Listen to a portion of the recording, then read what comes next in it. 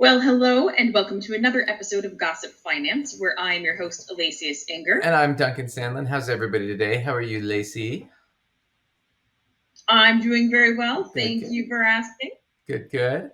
Well, exciting stuff today. We got some news to go over. We're going to go over the fun stuff. We're going to skip Israel and Palestine because we'll do it next week. I'm not, it's just such a mess over there and, international politics. But let's start out with some fun stuff. So let's do Marjorie Taylor Greene, our favorite House representative. She's dating this guy named Brian Glenn. Okay. So Brian was at like a Trump event, and he said some interesting things that went over a little odd. And this is let's see, Ben Glebe, who's a comedian. He's for the Young Turks, and he's watching this. But this will be a fun one to go over real quick.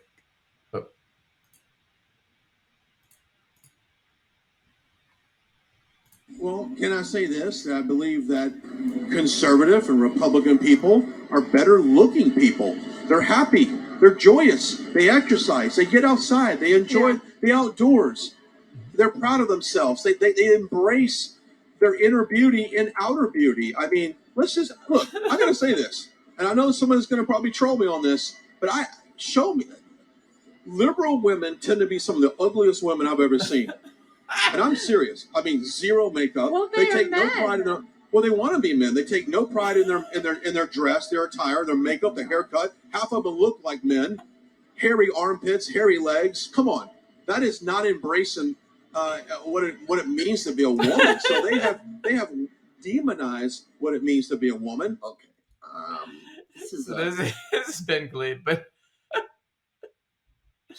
so what do you think, Lace? Well, my armpits aren't hairy. And I shouldn't ask the viewers to tell me in the comments below, but I don't know.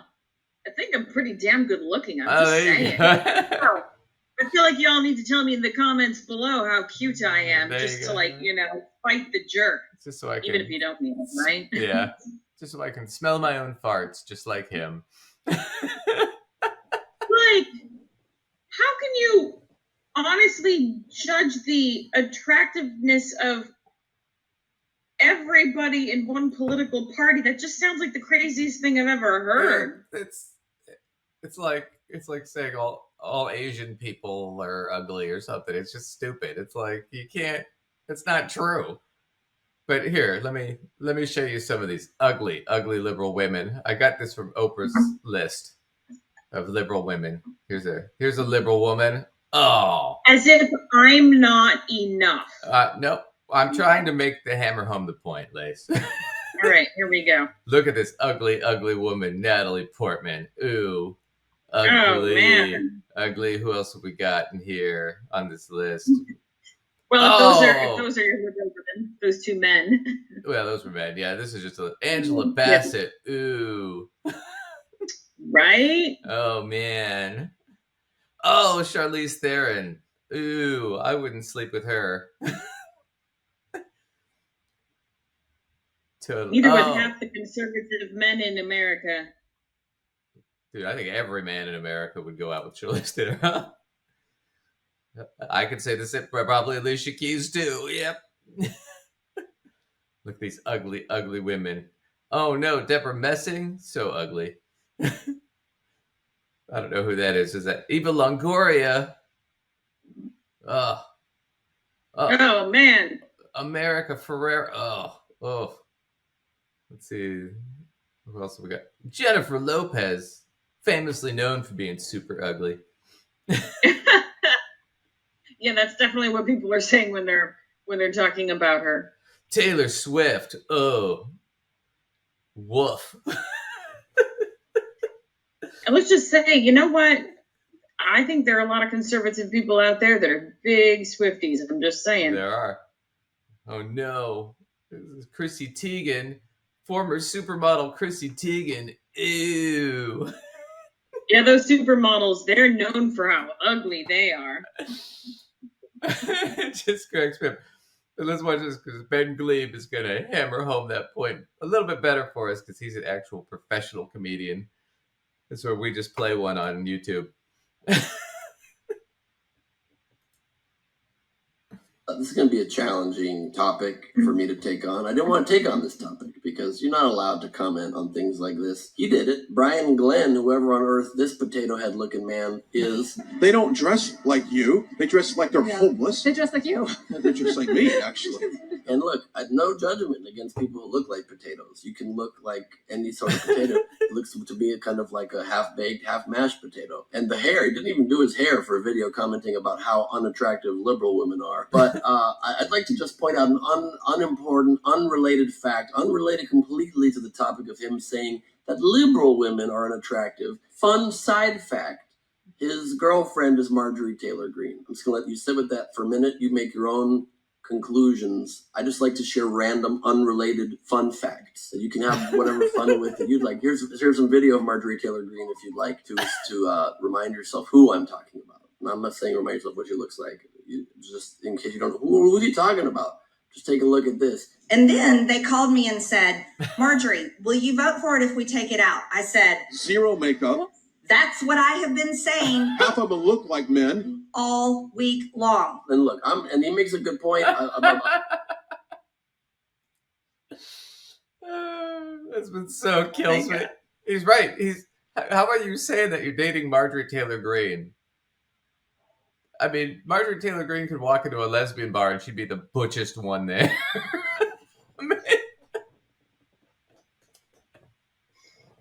Well, I'm not sure that's entirely true, but well, she's definitely more butch than anybody else in the Republican caucus, Republican Party. well, that might be true. Oh man, I just love it, and I loved how he zoomed in on the other girl's face, who's there with what's the guy, Brian Glenn, and she's got the. Oh God, is he saying this on national television? Look. No, I gotta go with it. Yeah, they're all ugly like men. Let's degrade women. Yeah. Welcome to the Republican Party. Well, you see, I always thought degrading women was a part of the Republican Party's, like, under the surface message, and he just brought that whole thing bubbling fully up here. After Trump, Wow. We can say whatever we want now.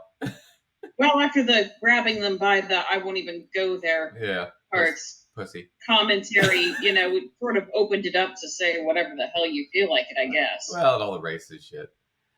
Well, anyway, we'll move on from there. So, talking about how horrible they are. So, I got this. This was from the Majority Report, and Emma Vigilant and the crew were going over this. So, this Senator Kennedy, John Kennedy. He's a Republican. He talks like he's Foghorn Leghorn. He's got the all shucks kind of, Kentucky sound, right? I want to remind you, this guy's a Republican, but he's also went to Oxford and he's a Rhodes Scholar. So he just plays an idiot to get elected, but he's actually a very smart man. But this is him getting basically slapped down over a question about childcare. So we'll start it in the middle of his questioning. Right now, I think it's paid for to try to cap the cost of insulin for everybody, including the uninsured, at $35. But, you reach the point where you say, we can't do everything. So the fair question is, where's the money going to come from, Doc? The majority of federal revenue comes from taxes, so if you need more money, you'll have to raise taxes. I'll remind you, sir, that we have had 2 massive trillion-dollar tax cuts in the past 20 years, and they have done nothing to make childcare more affordable. They have done nothing to help the casualty and property insurance that you were talking about today. They have not been invested in children, and we have not seen that return. I mean, the 2001 tax cuts have now had 22 years to prove that they could solve the social issues that you and your fellow senators say that are a priority, and I don't think we could point to evidence to say that they have worked. I would love for you to give child care 20 years. I would love for you to say, let's take 2 decades of runway, invest it in young children, and see what kind of return that I could get. But we've never given children or the child care sector as much runway as we've given taxes. And I'll remind you that the estate tax exemption right now is $13 million. Well, let me say thank you for the honest answer. Does he say more? Play it. I want to hear. Wait, so we'll pause it for a second. But yeah, can you believe that? What a great answer. She's right. You've given tax breaks. That didn't work. It hasn't helped children at all. Why don't you give me 20 years with the funding I need and see what kind of return I can get? But we don't ever do that experiment. Why? Because you always should vote it down. And why do you vote it down? Because you're like, how are we going to pay for it? Meanwhile, you're cutting taxes for the rich. What has that done? I mean, she's right. I mean, it's such a simple answer. And he's got nothing. Well, thank you. Watch him try to tap dance out of this shit. And they're gonna rib him because this is just bad. Hear more. I literally want to see him attempt to get out of this. In another venue, perhaps, or another time, we can debate what that tax reform did for the economy. But I've got another subcommittee here, so I'm going to turn it back over. I mean, that's incredible. He could only get out of it by doing the folksy thing. What's like the Looney Tunes Yeah, Looney running Tunes. away sound effect? Yeah. Of like Wile E. Coyote trying to get going. Exactly. But it was succinct. I mean, but that's what he. Oh, well, I got another meeting. I gotta go. I can't. I'd love to discuss this further, but I got another meeting, and I don't want to admit that I really want to cut benefits for children so that I can get more tax breaks for my donors. I mean, that's honestly kind of a tough sell if you put it that way. well. I mean, if they said what they actually wanted, no one would vote for it. We've gone through that so many times. I mean, yeah, we've talked about this before. It's like you go and say, well, I want to make your grandma's social security check smaller, and I want to take food out of children's mouths, and I want to take people off their health insurance. And like you start saying all that stuff, and people are like, wait, no, I don't want to do that. Let's see. So let's see. World Bank. Okay, they did a review. The private average global rate of return on 1 year, extra year of schooling, 9% a year for the rest of that person's life. 1 extra year of schooling. Wow. And kids return 9% per year to the economy.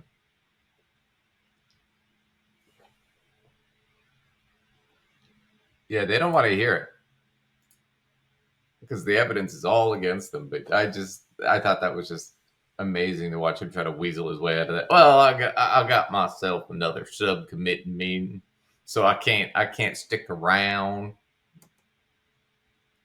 I got to be an appointment. Yeah, I'm just a simple Kentucky House representative or senator. I just happen to be a Rhodes Scholar that went to Oxford and Harvard. but I'm just a simple man, a man of the people, fucking asshole.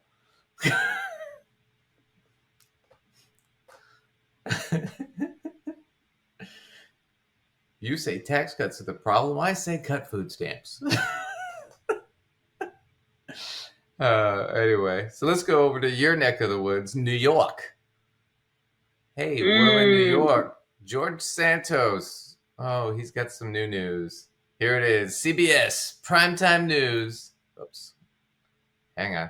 I got to fix that. That was a screw up.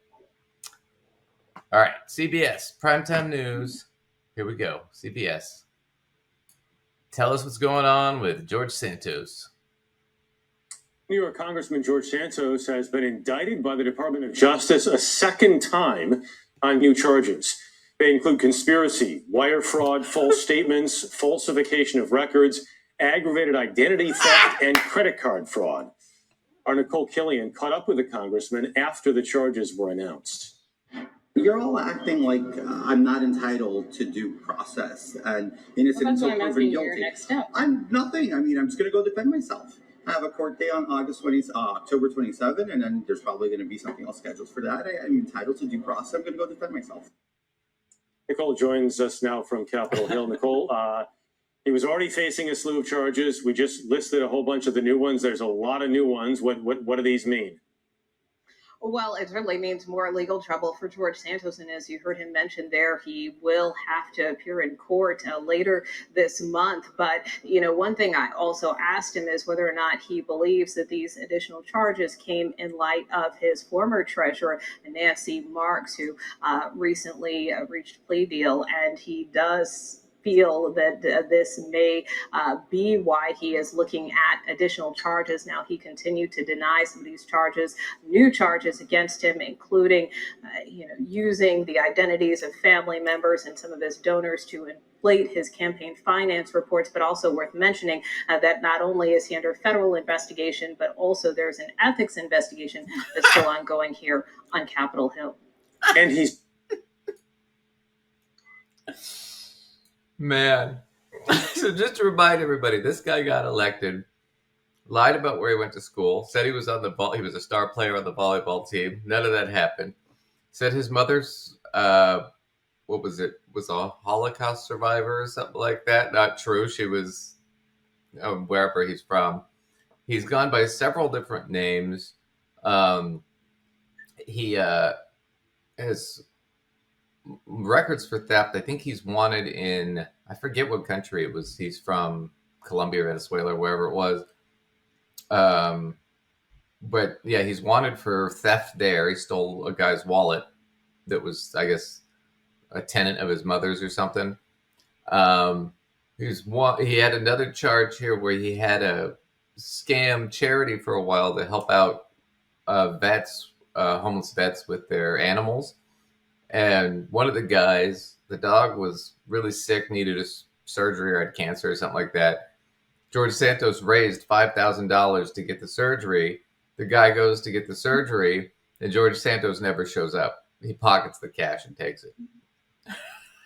And then, just a shit ton of stuff. And then now, part of what this is about is people that donated him money. He took their credit card numbers and used them. All right, people defrauding vets, low. Defrauding the people pets. Defrauding animals, low. People defrauding vets with animals with cancer. Are you actually serious right now? Yeah, I mean, it's almost like you're challenging yourself. How much of a scumbag can I be? He's like, all right, so defrauding vets and pets. Throwing a little cancer into the mix. Is there anything else we can do? I don't know. I mean, short of sexually assaulting a child, I don't know how much lower he can go here. I mean, just amazing. So many charges. But yeah, so he's going to court. So he might actually get sentenced to do time as a sitting representative of the House. It's amazing to me.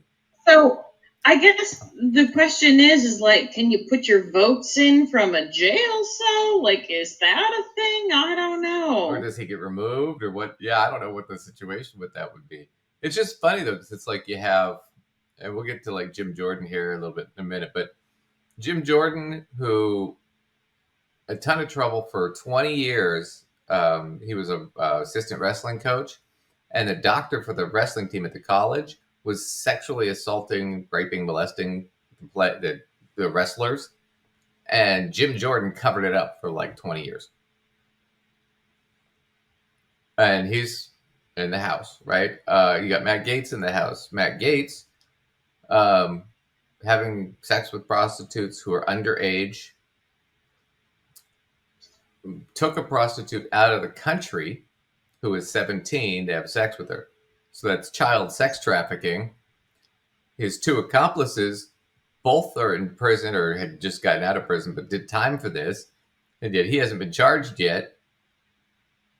Because I think in Florida, you can't charge a sitting House representative while they're sitting in the House. But once he's out, I mean, it's just, and then Donald Trump and all his charges. I mean, it's like, God, when you look at the Republican Party, it's like, it's just crimes and corruption, man. It's just amazing. I was going to say, they say politicians are criminals, but it's kind of like the Republican Party is like really actually like providing evidence of that, you know? Yeah. It's bad. Yeah, it's so amazing. bad. But they've got all the hot women, according to Marjorie Taylor Greene's boyfriend.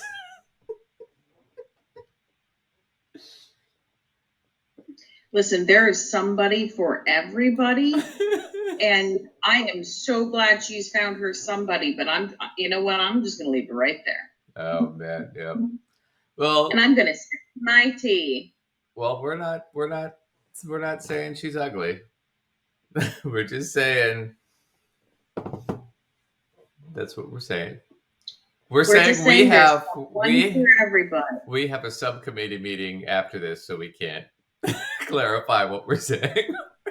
We can't get into the details because we have a subcommittee meeting. I can't right now. I'll go do it later. I got to get to the next news story. Yeah, that's so I can't right now. I can't talk about that. So anyway, the next news story that I had to get to, so Lacey and I had to get to, because can't talk about Marjorie Taylor Greene right now. Right. So as everybody knows, historically, Kevin McCarthy was removed as Speaker of the House.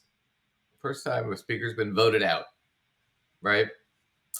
So now we have no Speaker of the House, so no bills or anything can get passed. Nothing can get done in the House right now. And I mean, just they could do like laundry list stuff, but that's it. So nothing can get done. So the Republicans got together yesterday, and voted on who they wanted. And Donald Trump came down and he endorsed Jim Jordan, and there were some other guys. And then there's Steve Scalise. And Steve Scalise, who has a lot of medical problems, but Steve Scalise described himself as David Duke without the baggage. For those of you who don't know, David Duke was the former Grand Wizard of the KKK. Back when they were doing all the terrorist stuff, right? So this guy's openly racist, openly says he is. And he's the guy that Republicans have nominated to run for Speaker. So we're going to see a little bit about that real quick, because it's just a nightmare. So this is CBN News. And they've got some good-looking anchors on CBN News, man. They're young and fresh. Look. A breakthrough as House Republicans try to hash out their differences in the quest to elect the new speaker. The top 2 candidates today narrowed down to just one official nominee. Louisiana Republican and House Majority Leader Steve Scalise secured the nomination in a closed-door party vote. Capitol Hill correspondent Matt Galka joins us now. Matt, securing the nomination, though, doesn't necessarily mean Scalise has the speakership secured. No, it's not a definite just yet. Scalise got just enough votes to get a slim majority of his conference's support, but not enough to win outright in a floor vote. Steve Scalise was confident ahead of his party's nomination vote Wednesday afternoon. Scalise edged out Ohio Republican Jim Jordan with 113 votes to Jordan's 99, enough to win the nomination. There's a lot of busy work to do, a lot of important work to do on behalf of people who are struggling, not only here in America, but who are concerned all around the world. We're going to provide that vision. We have a lot of work to do. But the issue is far from settled.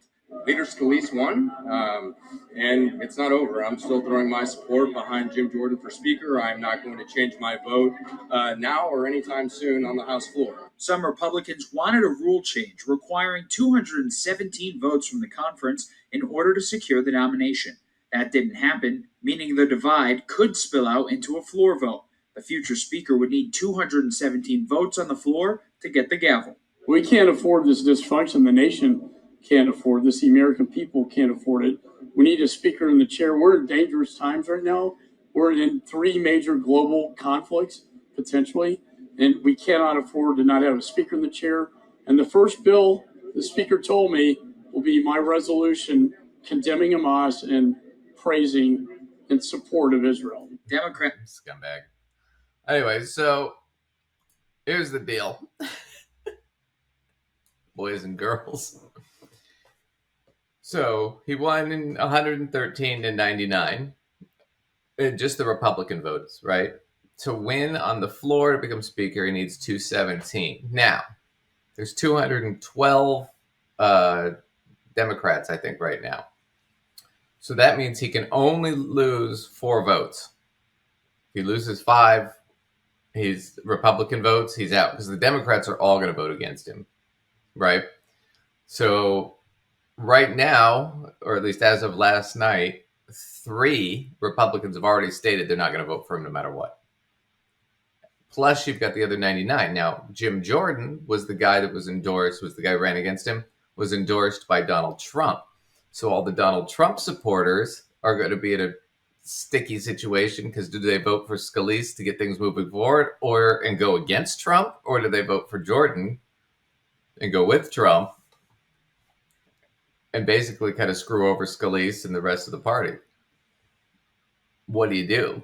So this could be another thing where it was like when McCarthy ran, where we go to like 15 or 20 votes before we finally get a speaker. So it's going to be just a nightmare in the House.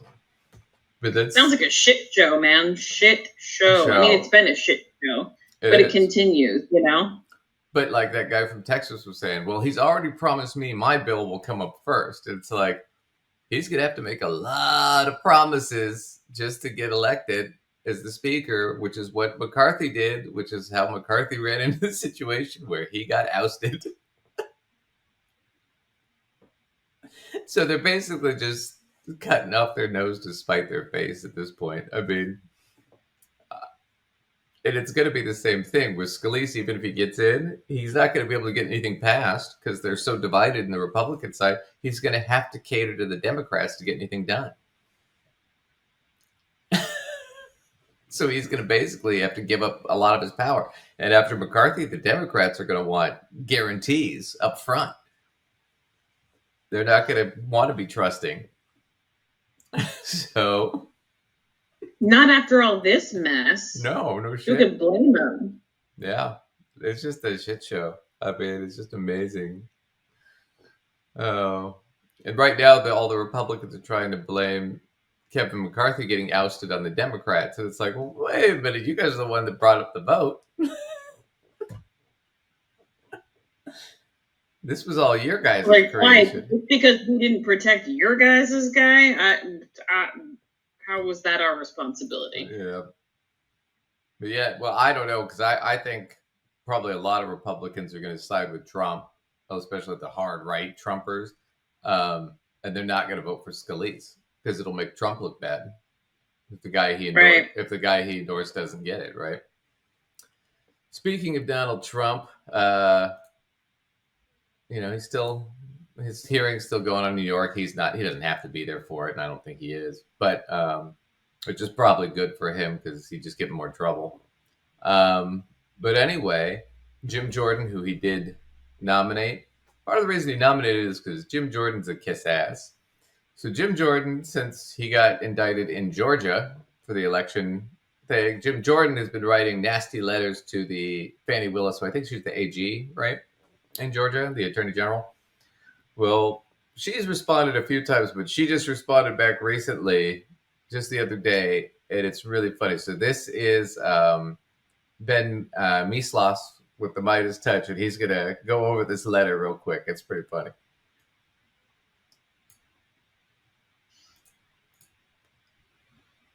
She keeps smacking down the incompetent Jim Jordan, and it is incredible. So here's the letter, October 11th, 2023. She goes, Dear Mr. Jordan, I am in receipt of your letter dated September 27th, 2023. A charitable explanation of your correspondence is that you are ignorant of the United States and Georgia constitutions and codes. A more troubling explanation is that you are abusing your authority as chairman of the Committee on the Judiciary to attempt to obstruct and interfere with a Georgia criminal prosecution. So let me clarify this. So as soon as Trump got indicted, right? Jim Jordan does what he always does when somebody gets investigated that he likes. He tries to launch an investigation of the investigation to say it was a conspiracy or these people are being targeted. So that's what he's doing here. He's trying to do that, and he's trying to send her demands that he can't make. So she's responding, yeah, you don't know what you're talking about, dipshit. She's saying it in a very polite way, but this is a you're a fucking idiot letter. C. OCGA section 1610-24. She cites the criminal statute saying that what you are doing, Jim Jordan, is criminal. You are a criminal. Maybe you should read what the statute is. She goes on to say, indeed, you confess to this motivation on Mark Levin's September 10th, 2023 show. He's a host on Fox, where you said, when discussing one of my office's active prosecutions, you boasted, quote, we're trying to get all the answers, but we're trying to stop this stuff as well. Trying to stop this stuff as well. And then Fani Willis says, while you may, not necessarily, while you may enjoy immunity under the United States Constitution speech or debate clause, that does not make your behavior any less offensive to the rule of law. And speech or debate clause is an immunity in our Constitution that basically immunizes members of Congress for engaging in the type of behavior that is potentially occurring here if it's viewed as part of a legislative purpose. And I think we'd all argue this is not a legitimate legislative purpose, but Jim Jordan's saying, well, I'm the chairman of the Judiciary Committee, and that's why Fani Willis is saying you're abusing your position as the chairman of the Judiciary Committee to claim a legitimate legislative purpose. Right. So the claim is that she's making is you're flat out saying you're trying to obstruct this case, which he did. He said it. He's doing it. Now, he does have the immunity under that clause, but the whole thing is because he's saying it's for legislative purpose. But she says you may have that, but I can contest it, that it's not for a legitimate legislative purpose, which would mean he'd have to have the vote to say that we're actually doing this legislation, which would be difficult to do. Right. So we'll have him go through the rest of this. But yeah, I mean, it's just amazing that he would try to obstruct justice in another state. But what are these people actually thinking? I honestly, they're thinking, I can tell you, it's just, we get away with it all the time. Why not now? Yeah, that it's kind of like a free-for-all, like just do whatever the hell we feel like doing, you know? Yeah, that was kind of the whole appeal of Trump, is he gets away with it, always. That's what people liked about him. He says what he means, what he thinks, and he can get away with whatever crime he wants to commit. We did that last week where they asked, hey, if Hunter Biden is guilty and Trump is found guilty, both of them should be punished, raise your hand. And all the Democrats raised their hand and none of the Republicans did. They believe that they're above the law. They believe there should be, like I said, I always say this. Certain people are above the law and certain people need to be subject to it to the letter. Right. The old saying and is, they are clearly the authority on which are which. Right. The old saying is, the liberal philosophy is that everybody should be treated equally under the law. The conservative philosophy is the law should be there to protect them and serve them, but not bind them. And for others, it should be there to bind them, but not protect and serve. That feels, it's hierarchy. Unfortunately, yeah. No. They believe in, they want an authoritarian monarchy kind of system, though, where they're on top. And I mean, it's like, I get it. I would everybody wants to be king and get away with fucking whatever, but it's not a great system. The only way it works is if, people are stupid and don't realize that they're being taken advantage of. Which is probably why Republicans want to cut education all the time.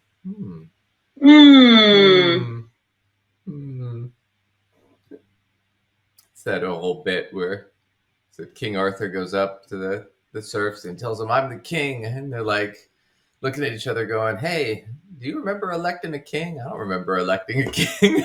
He's like, well, I'm not elected. They're like, well, how do you become king if you're not elected? Well, the Lady of the Lake gave me the sword Excalibur and I became the king of England. I'm sorry, sir, but ladies dispensing cutlery by waterside is not a legitimate form of government.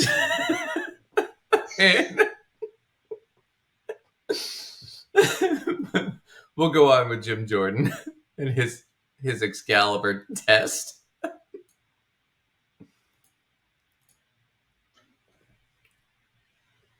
Less offensive to the rule of law. She goes on to say, as the person chosen by the citizens of Fulton County to be their district attorney, I serve them, and my team and I are exceptionally busy. We have already written a letter, which I have attached again for your reference, explaining why the legal positions you advance are meritless. Nothing you've said in your latest letter changes that fact.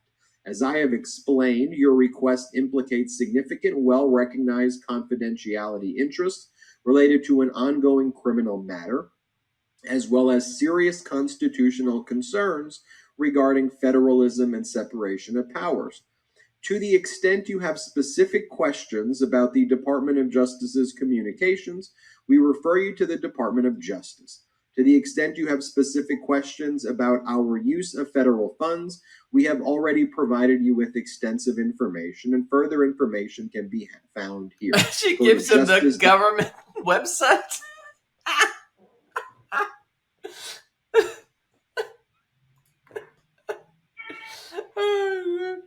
This is really the fuck off, you fucking idiot letter of all time.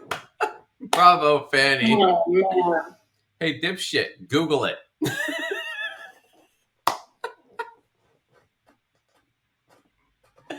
Oh, God. Jesus. So, yep. So Trump's still going to get tried in Georgia. They're not going to stop it. Part of the rules of this is that, when it comes to the state's powers versus the federal powers, the feds don't really have any way to interfere with the state here because states handle criminal issues. The feds will handle some federal criminal issues, but for the most part, the states handle their own crimes. And he committed that crime against Georgia, in Georgia.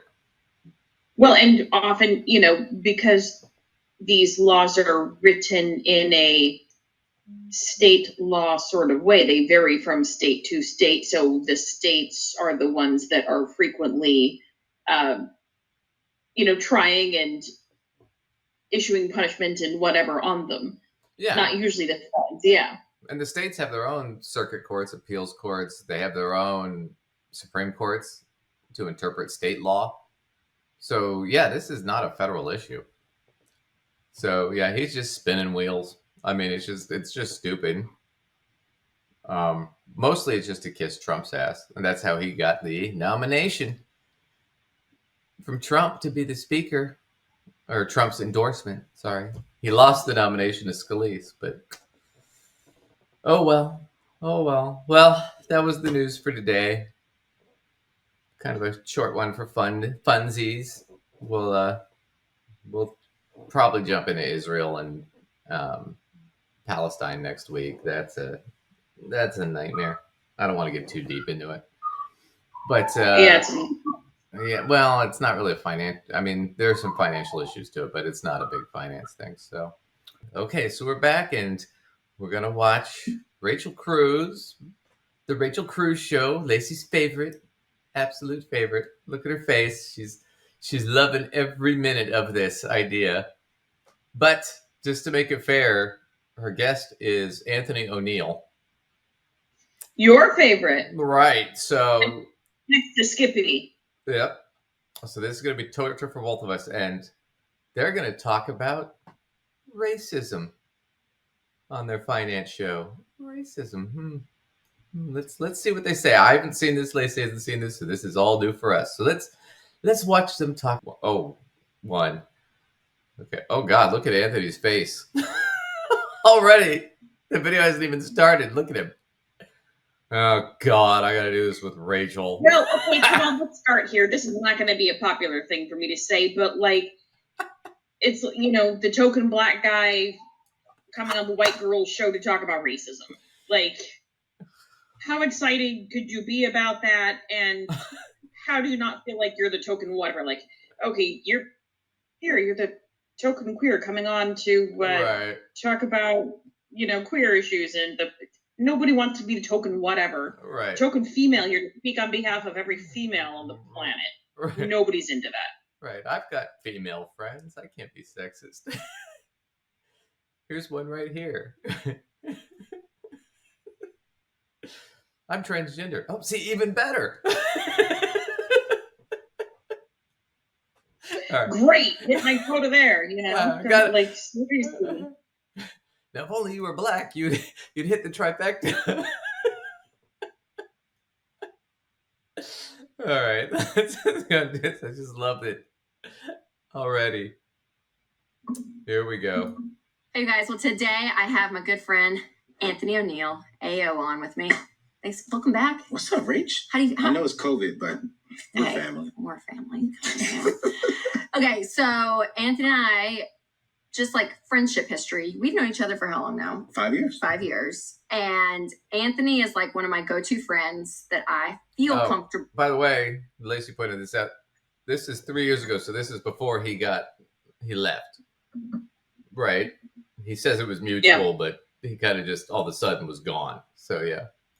To come to him with specifically racial issues, racial questions, anything. Wait He's a like minute. my She guy. did not And just I'm say kind of that. your girl. Oh Come to God, him she did not. She did not. Oh, we gotta replay that. I've All got right, y'all. I have this black friend, and he's my go-to friend for all black guy stuff. Oh, but Just so you know. let's hear it And again. she literally goes on and says he is her token black friend. Like, oh my God. Yeah, let's do this. friends that I feel comfortable to come to him with specifically racial issues, racial questions, anything. He's like my guy. And Oh my God. Oh shit. We are 30 seconds in. This is my black. We're 30 seconds in, and like, I feel the need to just like cover my face. This is Put my head in a paper bag. This is my black friend that I go to with all my black questions. That's how she starts this.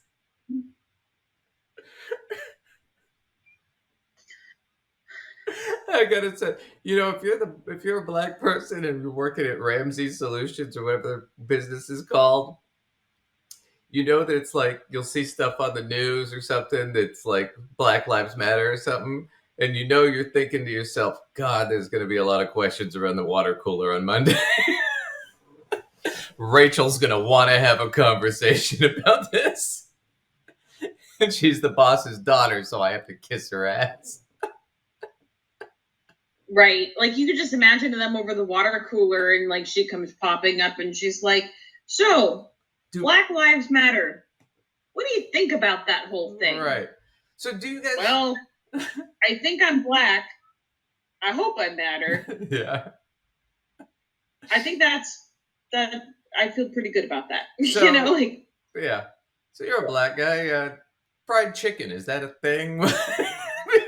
Jesus Christ. Oh, here we go. Okay. This is so bad.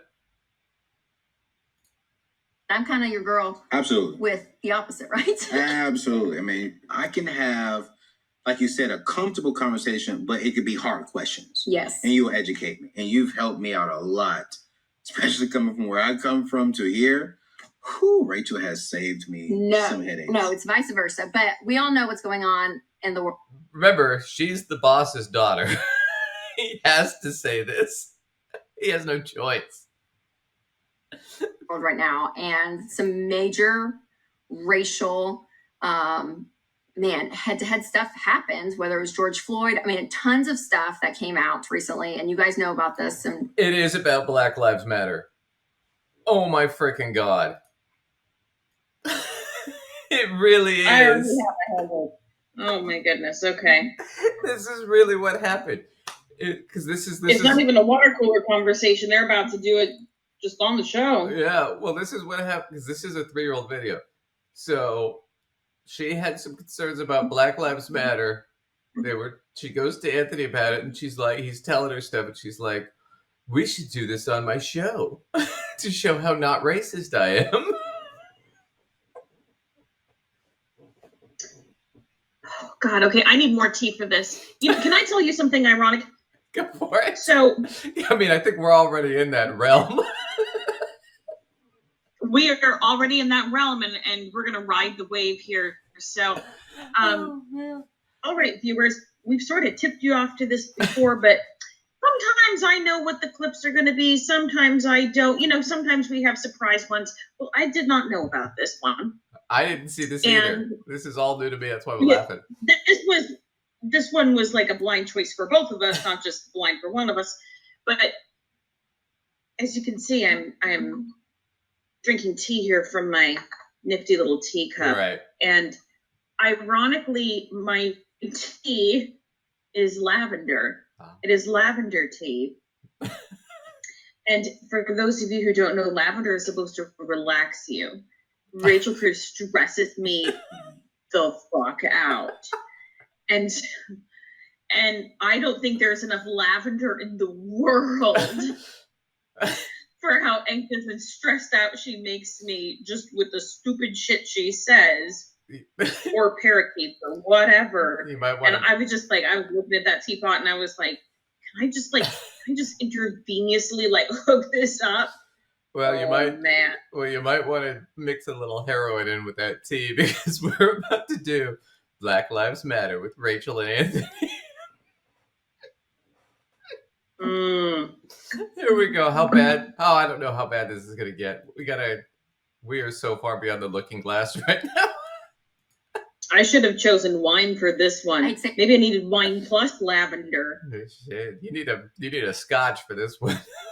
We're probably I might late need to a the scotch game, even for just this doing one. this That's video. true. But I Anthony and I were I talking. like that too. Yeah. Okay, let's just talk about it. Let's just get a perspective out there that hopefully you guys have had these kind of conversations, but if not, maybe this conversation will enlighten you. It'll help you, maybe open your eyes, because I'll say this, and I've told you this, even in the last, few months, I feel like I've even learned more about whether it's Black history, redlining with real estate back in the day. I mean, all these things that happened in our country, sadly. Okay, I want to remind you too of this. So her father, Dave Ramsey, because she mentioned redlining.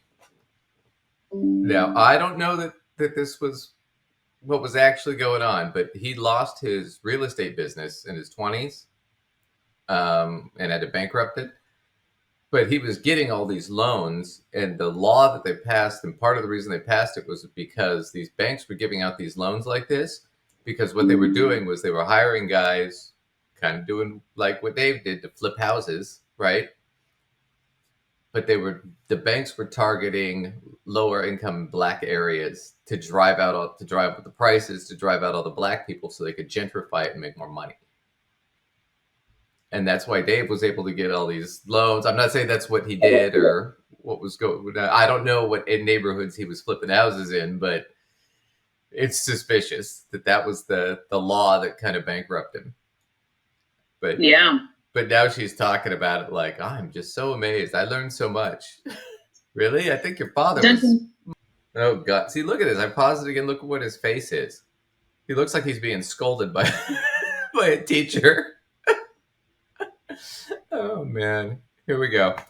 I'm sad and embarrassed to say, I didn't know some of this stuff, and I did more intentional research, listened to more talks, watched more things, read more things. She did intentional research as opposed to accidental research. Okay, so let's pause here on that one. This is coming from the I don't read the article network. Right. They never read the article. So if she did intentional research, one can infer, hopefully correctly, that this means she looked some stuff up and read it. No, she or read, at least read some of it. She read the title and then assumed a bunch of crap. That's what they usually do. Or they read the first paragraph and then assume a bunch of crap. Oh, man. Things that I probably ever have in a collective amount of time when this happens. And I came to you a lot, texting you, asking you questions, and I feel bad for him now. Anthony, I just read about this. Did you know? Heart emoji. I just feel like we just had, you're just a great resource for sure. I have other Black friends, but Anthony is. I'm the best one. Yeah, he's. Let me qualify this. Just FYI, people, just in case you didn't know, I have friends that are Black. I don't describe them as my Black friends. I describe them as my friends. You don't need to put a qualifier. I don't describe Lacey as my white friend. It's not relevant. I'm going to go meet Lacey, my white female friend. Right.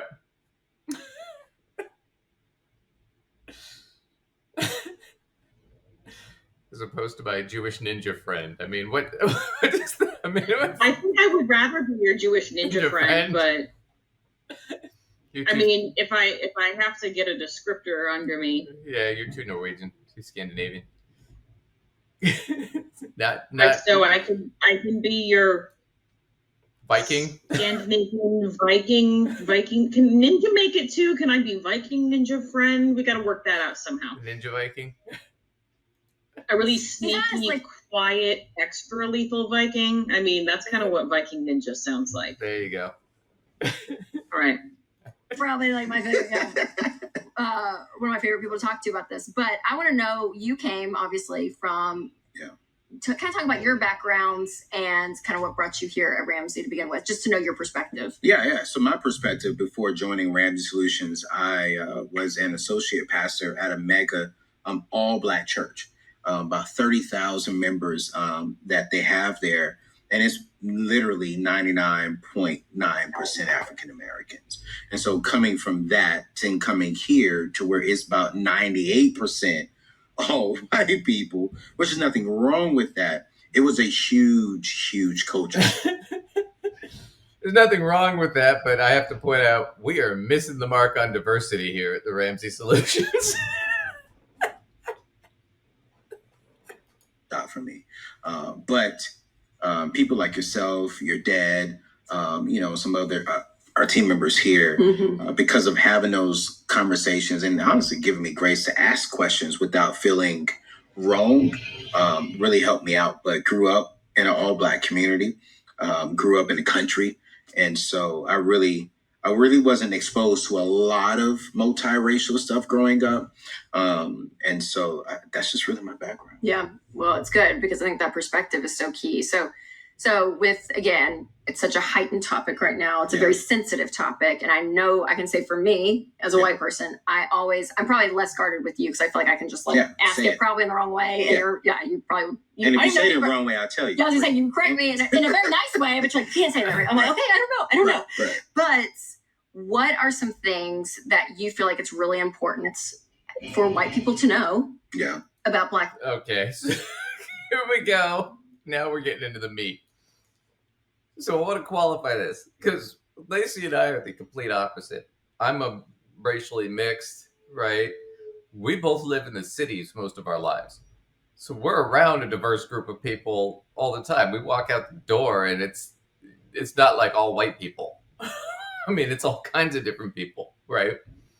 They're both from segregated communities, right? She's used to being in an all-white Tennessee kind of area. He's used to being in an all-Black, right, area. So now we're going to see two people from rural, more segregated backgrounds try and talk about diversity and racism. It's just going to be weird. So, yeah, I have to chime in here because it might be something you forgot about me. When I was a child, I lived in a very small town That's in right. North Dakota. That's right. So I cannot honestly say there was much diversity within that situation, though probably more than what either one of them come from, because I was from a community that had an Air Force base, Right. and people from all over the United States would end up there via the Air Right. Force. However, it still was predominantly white. Mhm. So I can identify a little bit with sort of the lack of understanding based on the lack of exposure you can happen or that you can have.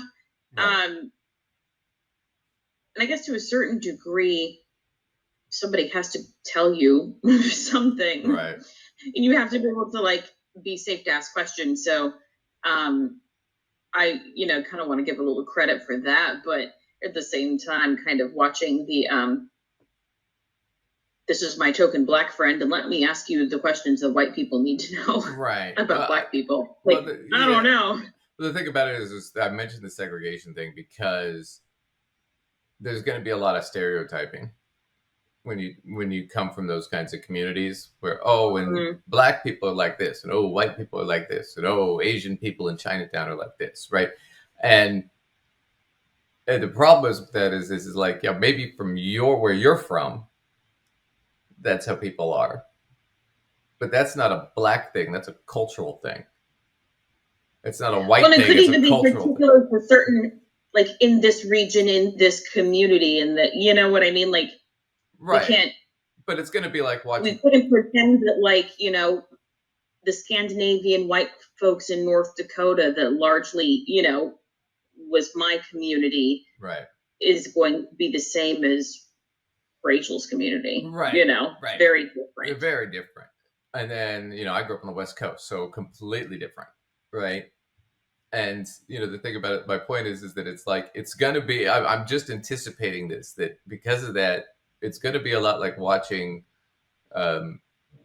comedians from the 80s and 90s, where it's like, well, black people walk like this, and white people walk like this, and black people talk like this, and white people talk like this. And it's like, no, it's just the community you're from.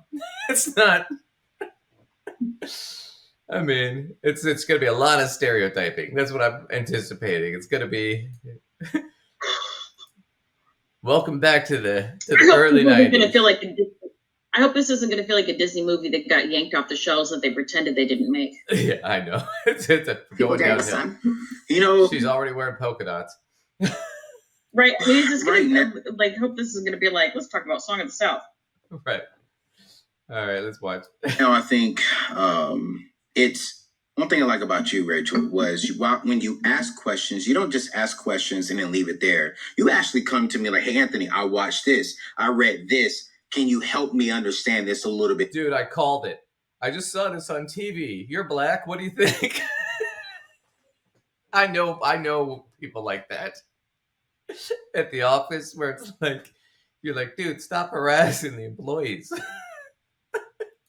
Bit more. So you've already shown me as an African American that you're actually willing to go do some research on your own, and something that you just can't click because of your culture. Hey, I'm gonna go ask Anthony. I'm gonna go ask someone else. And for us as black people, we value that. Like, we value that.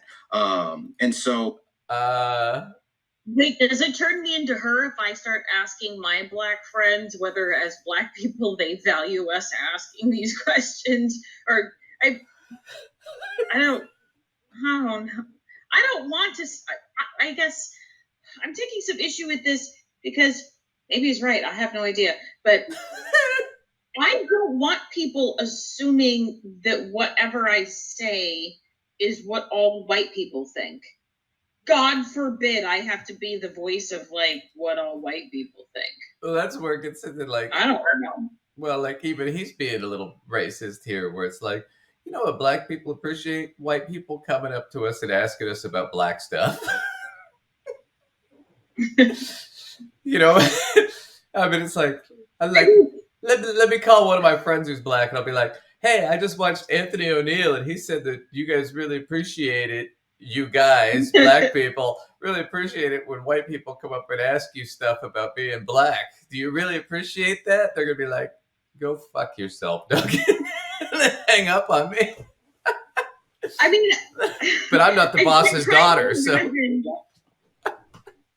Well, I work in education, and we do have a lot of conversations around race and such. Yeah, that's as it relates to education and kind of some of the systems that we're in and dealing with. But I just can't imagine quite asking that to people. But I mean, I guess I'd rather have people ask me the question as the token whatever than sit in ignorance, but I also don't really want to be the voice of all insert group here. Right, but my point is that she's talking about, I call him, I text him, I email him. It's like, okay, so it's like I'm part Asian. It's like, I would get really irritated if Lacey was texting me, at all hours of the day. So is this really true about Korean people? Is this true about Japanese people? Is this true? I mean, it would be like, Lacey, fuck off. I love you, but fuck off. Don't ask me this.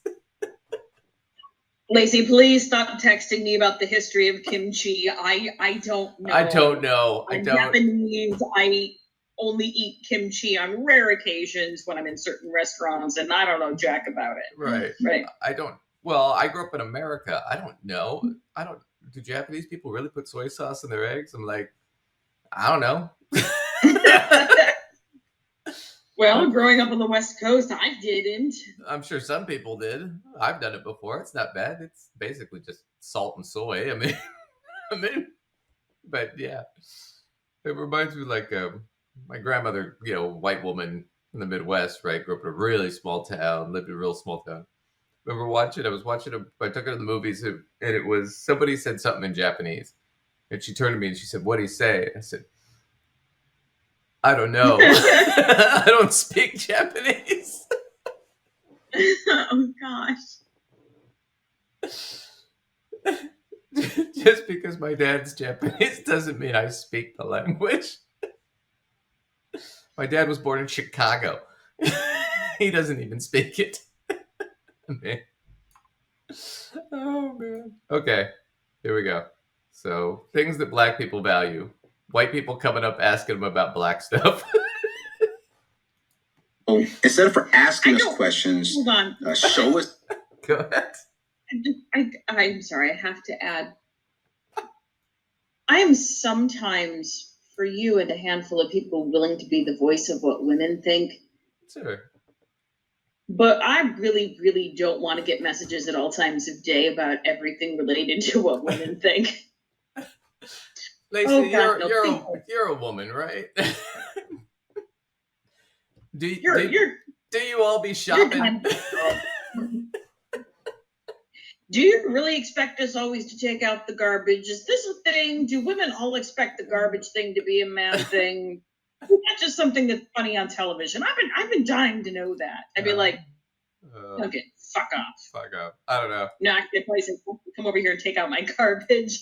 What you need to do is get some conservative friends who then text you, Lacey, female orgasm, real or fake?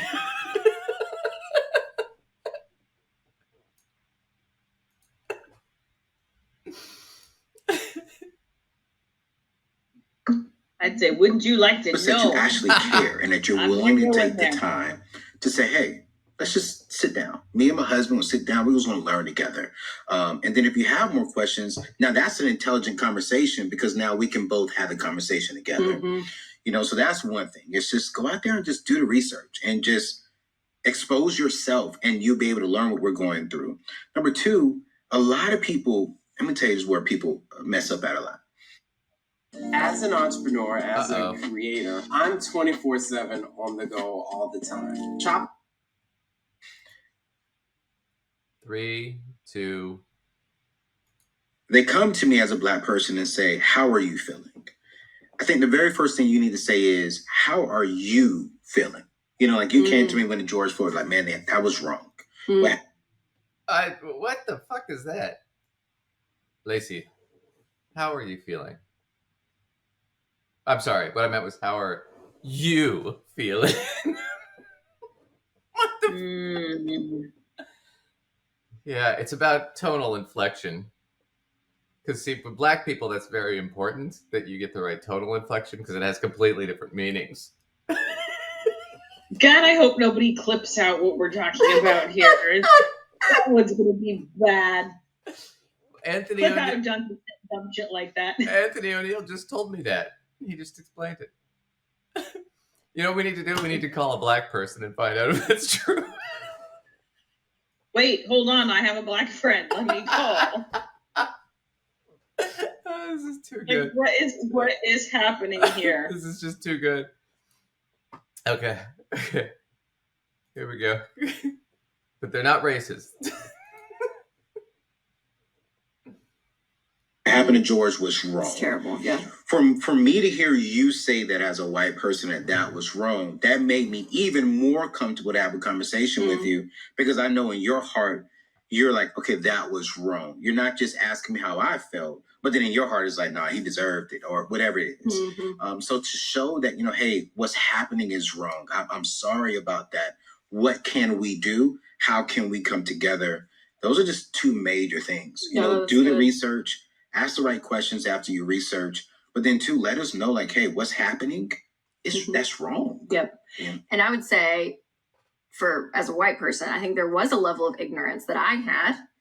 And the more and more, you know, I dug into this stuff, I'll be honest, like, the harder it was. There were points that, like, I was like, I couldn't even watch the George Floyd whole thing. I think I even told you that. You remember? did, yeah. I was like, Anthony, I couldn't even finish it. I just had to stop. And you said, Rachel, did you ever watch finish it? I did, but it was terrible. But I like, it was like, I didn't want to. Do you know what I'm saying? So I'm like, why did you laugh? That's not funny. I know I've been laughing a lot about the racist shit, but George Floyd getting the guy kneeling on his neck. Did you watch that video? Yeah. Fucking horrific. The guy's crying out for his mother. I mean, 40-year-old man does that, he's fucking terrified. But I like how she has to reiterate, as a white person, yeah, we know, Rachel, we're looking at you. We can hear you. Jesus Christ. Now we're getting into the darker stuff. part of the hesitation, I think, maybe for some white people is like, I know the answer that's probably out there, and I wish it wasn't that answer, and I wish that didn't happen, and I don't even want to see it. I want to hear about it because it's so terrible. So I feel like pushing against that feeling of being uncomfortable is really important to educate yourself, to know. I don't want to go back, but we always just do this. We're just in the office having a conversation. Well, that's weird to me. Why is the answer so terrible?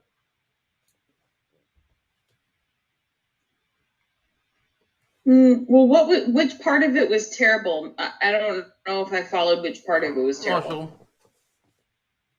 Sorry, I was chewing there. So she's talking about George Floyd. She couldn't watch the video, and she's saying, "Yeah." And then she's saying, as a white person, like we didn't know. Sometimes we just don't want to see it or deal with it because it's so terrible. And it's like, well, wait a second. The George Floyd thing, you're talking about one white cop. All right. He doesn't represent white people. Right. It's one guy. The problem is it represents a bigger systemic problem where black people are oppressed because of how we do policing, because of how the structure is. Right. And a lot of that has to do with systemic racism for centuries in this country. Okay. But she's instantly making it about it's a white-black thing. And it's like, no, it's really just we oppress black people and Hispanic people and Native American people, and right, because of the way our system's set up. It's not like it's a racial conflict, but she's already thinking, oh, well, this is some sort of racial conflict and I have to be on the good side. And it's like, no, the issue is that we need to actually take action to fix these problems and address them. Right. Right. We need to change the laws. We need to, I mean, a lot of the defund the police stuff, when I read that, I mean, it was a terrible name for it because everybody took it for defunding the police, but actually they were talking about moving funding to places like social workers. And I'm sitting there thinking to myself, God, I was a cop. You know how many times I'd have loved to have a freaking social worker show up because I didn't know what to do. Mental health issues, homeless people, children with issues. A lot of this gets dumped on law enforcement, and they're not really trained or equipped to handle it. Right, because I mean, over the years, you might develop sort of an arsenal of tools of like resources that you become aware of, but social workers in the area are really well versed in that. Like, it's kind of an area of specialty, and they have this much larger arsenal of resources and strategies kind of available to them. Yeah. Right. Well, and the other thing too is like you have a lot more people or a lot more cops in black neighborhoods than you do in white neighborhoods. Now, if you pull it out, a lot of times, people in those neighborhoods are happy to have cops around, but at the same time, the cops need to be trained for it. So if you have a system like Kenosha, Wisconsin, where all the problems happened, right? Where like 80 or 90% of that police force doesn't even live in Kenosha. They're white guys from the suburbs policing a black community. Then what ends up happening is, and I've seen this before, is it becomes the us versus them. So instead of us being the police there to protect and serve them, they're the scumbag criminals that we got to keep in line. And that's what the whole Black Lives Matter movement was about, is that's what's happened in this system. And there's ways to deal with it. It's just we're not addressing it. I'm not an expert on how to deal with it, but to sit there and go, well, as a white person, I became uncomfortable. It's like, you shouldn't. You didn't do anything. You're not responsible for your slave-owning ancestors, right? Well, but what you need I'm to going do to guess one of the things, though, is that I think that not having that sort of experience makes people even more confused about it. That's a very hard thing to comprehend, I'm sure, for anyone. But I think the further away from a related life experience you get to that, the more like confusion it is. Like, you can understand it in a very literal sense, but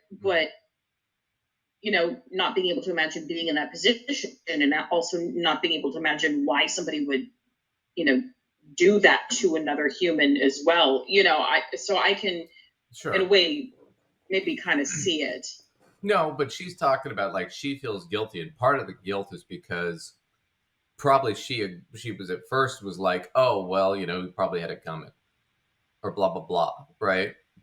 Because if you're already starting from you're kind of a racist position, then you feel guilty. You feel like you have to defend it. If you're coming from, it doesn't matter what your skin color is, where you're not really racist, it's like, well, that was horrible. What that cop did was terrible. Oh my God, this is happening all around the country. We need to deal with it, right? You wouldn't feel guilt or defensive, right? I don't know. I think there's some level of like just white guilt that honest to goodness really is very prevalent across the country within people that care at all. I mean, if you literally are just like a complete and utter jackass that doesn't care at all, like that might pass you over. But I think if you can look and see these sort of systemic problems and know a bunch of white people caused it, and like you can sort of feel bad and not know what to do. And I think maybe that's where some of the guilt comes from, is the like not really understanding how you can do anything to help create change and feeling bad that it's happened and knowing that you look like the people who made it happen. You know, Right.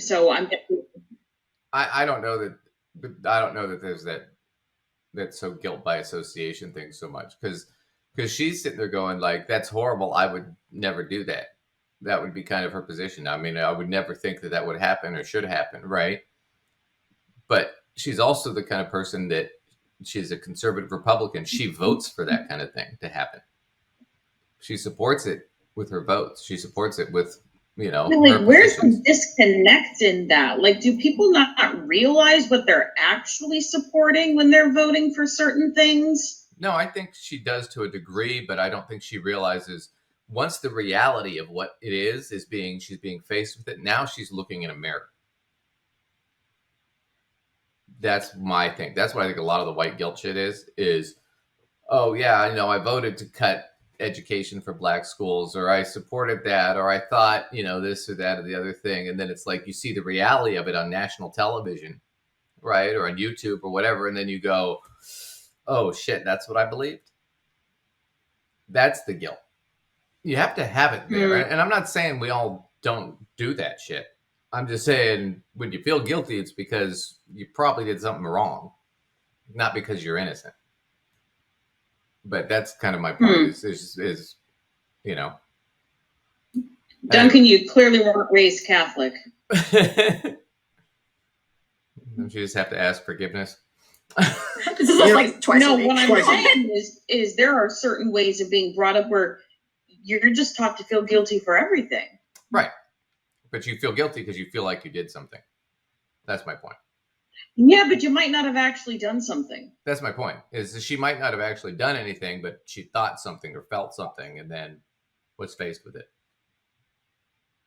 Right. I think people are all sort of taught to, think things are their fault, and that makes them more moral. It's more moral to believe that, that you sinned in some way than it is to pretend you didn't. To be like, well, I actually didn't do anything. Oh, it's way more immoral to be like, did I think a bad thing? Was I related to a bad thing? Was I around a bad thing? And then just feel bad. Yeah, but they promote a lot of bad things. So it's kind of, and that's how they make their money. So I can see the guilt of like, is she really culpable in the sense that it's willful? Probably not, but in the sense that she's a part of that system. Yeah. That might make sense. Maybe, but do you think she's self-aware enough to? No, that's why she's saying she's a part of that system. No, she's just. I don't know that I give her credit for that. No, I don't think she's that smart. I think that's why she's phrasing it the way she is, which is, well, I just feel bad about it, so I just go ask my black friend, and he makes me feel better. Like I'm not one of those people. And he made sure to tell me that I'm not one of the white people problems. Yep, that's what this whole thing is. This is her hugging the white guilt out of herself onto him. That's really what this is. This is Anthony, take my white guilt from me. That's what this whole video is. And we're 6 minutes in, then we finally figured it out. That's it. Honestly, but it's like there's nothing wrong, and I think white people need to hear this, and I'm gonna say this. Black people don't think every white person is a racist or every white person is bad. We don't think that. Like there's no way. You're one of my closest friends. Some people do. Okay, but he's probably right. Probably the majority of people. Right, the majority don't. I agree with it. But if you've ever talked to like an 80-year-old black guy, I mean, they lived through that shit. They're like, oh yeah, whitey. I don't know if I think that's true. I mean, yeah, they lived through all the crap, but I don't think they think we all are. Yeah, I'm just joking around. But no, I mean, no, I don't think. If you think Duncan's full of it, tell us in the comments below. Yeah. I'm just saying. She's white. I mean, my whole team, man, they some cool, loving white people. I just think that white people need to understand, just be willing to have the uncomfortable conversation. Yes. And I've met some people who I thought were racist in the beginning simply because they couldn't do what you and I are doing. because they were a little nervous, they were scared. And then they're like, I don't see colors. Now, wait a minute. Are you trying to cover up something? Are you trying to hide something? But no, see me. Yep. You know, see me and love me for who I am. That's good. And then we're going to be good. For so long as a white person, I was like, no, it doesn't matter. It doesn't matter who you are. But then I realized through this journey, and tell me if I'm wrong, it almost that's offensive because you want to celebrate that. So talk through like when people say, well, I'm colorblind, how does that make you feel? Man, when people say I don't see your color, I am very you are like okay. Well, first off, that's bullshit. I mean, I don't see color. You don't? It's all black and white? What the fuck does that mean? Duncan, they're not being literal. All they mean is, I think a lot of people that were raised by people that were not racist, that, you know, didn't have any particular issues with anybody racially, taught their children everybody's the same. And it became sort of this like general lesson to sort of get rid of the this is how all the people are different and we have to put them in all these categories and whatever, you know, thing that in the bad way. So I think the next step sort of became like, no, everybody's the same. And so you have all of these people who were raised feeling like, oh, well, everybody's the same. Yeah, and you're the same, I'm the same, you know. So well, like I understand what they're saying when they say this, the colorblind thing. Well, but they're not trying to say that our diversity is problematic. They're just saying like, well, I think everyone's the same. Well, here's the problem with that. So the issue is, so Martin Luther King, when he does the I Have a Dream speech, is just, you know, white racists always quote this: judge me by the, you know, the content of your character, not the color of your skin, right? Well, shortly after that, Martin Luther King said, well, that's dream that I had that day has become a nightmare. And he talks about it in his last book, Where Do We Go From Here? Where he talks about basically what that did was it said, okay, now when I judge a black person, I can just say I'm judging them by the content of their character. Right? And so if I say, hey, black people commit more crime statistically, which is true, but it's not because they're black, it's because their conditions they grow up in, because they're poor, because of systemic racism, right? They don't do that. They just go, black people commit more crime, so I'm judging black people by the content of their character, not the color of their skin. So now I have a justification to be racist, right? By moving myself one step away. It's the whole Thomas Sowell bullshit where he would do the whole, well, it's not that black people are bad, or black people are inferior, it's the culture, right? But then he skips past the ultimate question is what causes that culture? Oh, is it their circumstances that these people grow up in because of systemic racism? No, it's just their culture. They just have an inferior culture. I'm not saying black people are inferior. I'm just saying black people have an inferior culture, which is what Thomas Sowell used to do, which is what a lot of them, they still do, these racist shit. So this whole thing about like, oh, well, we're the same. Well, no, we're not, because if we start thinking everybody's the same. I have never heard that inferior culture crap. Oh, that happens. That's what they do all the time. That's how they get around it. Huh. Right. That's how they get around it on Fox News and all that stuff. You know. Interesting. Yeah, they do that. It's a cultural thing, right? It's the whole, what was it, Dave Ramsey? Well, you know, you got to get you can get the black kid out of the hood, but how do you get the hood out of the black kid? When Dave Ramsey said that, that's what he's talking about. I'm not judging you by the fact that you're black. I'm judging you by the fact that you come from a shitty culture, which all black people do. Interesting. And we've heard it before. You just didn't hear it that clearly because they can't say it like that, like the way I said it, because if you said it like that and you didn't dog whistle it, everybody'd be like, what the fuck? That's racist. They'd be like, you're crazy. Right. Yeah. That's why you have to dog whistle that shit. But that's kind of what's going on here, right? Which is why she keeps, oh, I'm white. As a white person. It's like, yeah, we see you, Rachel. Right? Well, what about the color of the skin thing? Well, yeah, you can't sit there and say I don't see color because you have to acknowledge that, no, my circumstance is not yours. Are we the same? No. Should we be treated equally under the law? Yes. That's where you draw that line. Am I the same? Is it life fair? No. Is it going to be equal for any two people? No. No matter what happens, right? But should we build the system where people are treated equally? Yes. That's the problem that they're missing, is they're talking about, how do you feel about black people or white people? How do you see these things? And it's like, well, why don't you just start with the point of, well, should all people be treated equally under the law? Should all people get equal opportunity to succeed? If the answer to that question is yes, then you don't have to ask any of these other questions. If the answer to that question is no, I don't believe people are equal or should be treated equally, then now you got to do this. Well, how do you feel about black people shit? How do I feel about black people? The same way I feel about all people. You should be treated equally under the law. Yeah, Duncan's equal opportunity. He doesn't like anybody. Fuck all of you. Except for our subscribers. I love exactly the same. I love our with the exception of the subscribers. We love you guys. And me. And Lacey. And his mother. And my parents.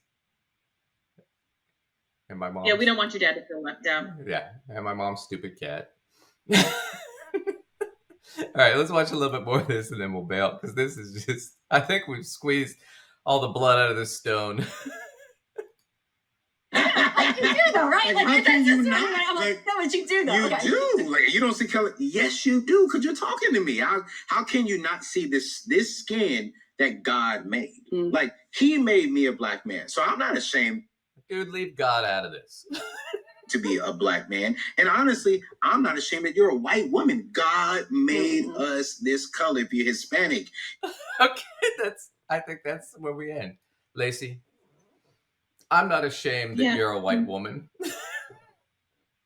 Let me look into the camera. Lacey, I'm not ashamed that you're a white woman. I'm not. Well, I'm so glad. Because I don't think I can do much about that. I mean, I'm ashamed to be seen with you, but I'm not ashamed that you're white. Yeah, you being ashamed to see with me has to do with the content of my character, not the color No, of my actually, it has to do with the culture you grew up in. Oh, my inferior culture. Right. Got it. That all white people grow up in. Now he's being classist. That makes you all racist. And he might be being racist. I can't totally tell. I am. He might be. I'm being racist against Whitey. And sexist and I don't know, some other stuff. Well, I mean, we're already down that rabbit hole. You know what? Let's call Anthony O'Neill and ask him if that's okay. Because he's a black guy. He knows these things. So that's basically man. So just to sum this video up, this is Rachel Cruz talking about how she dumps all of her white guilt on her black friend Anthony O'Neill, hoping that he'll tell her what she wants to hear so she doesn't feel as bad about her white guilt. And he has to tell her whatever she wants to hear because she's the boss's daughter. And it never occurs to her that that's what's going on. Is he's kissing her ass because he wants to keep his job. Which, of course, we know now he lost. Or quit from. That one's mysterious. I'm not sure which one that one was, but I bet you $1 million he was forced out. Anyway. Yeah, but they still act like he's their friend. Like they'll mention his name. He hasn't become not like Chris Hogan. Chris Hogan, he got freaking deleted, full on deleted. But all right. Well, any last words on that? That was so worth it, though. Well, I gotta tell you, I don't know if the lavender's kicked in yet, but I'm hoping. Hoping soon. Okay, well that's the show. Good work, Lacey. Where can everybody catch you? All right, as always, you can catch me at mysensewithsense.com for information about courses, workshops, and any articles by myself. If you want further information about any of those things, Or you want to send us some clips. Love the last set we got from you guys. Yep. So send us something, topic requests, clips, and you can email those to us. And where is that, Duncan? You can email us at gossipfinancead@outlook.com. It's down below. On top of that, if you want to challenge us and come on the show, nobody's ever taken us on, but you should do that. Send me an email and we'll arrange a time to have you on. Thanks again for everybody for watching. Please like and subscribe and stuff, and we'll catch you next time. Thanks. All right.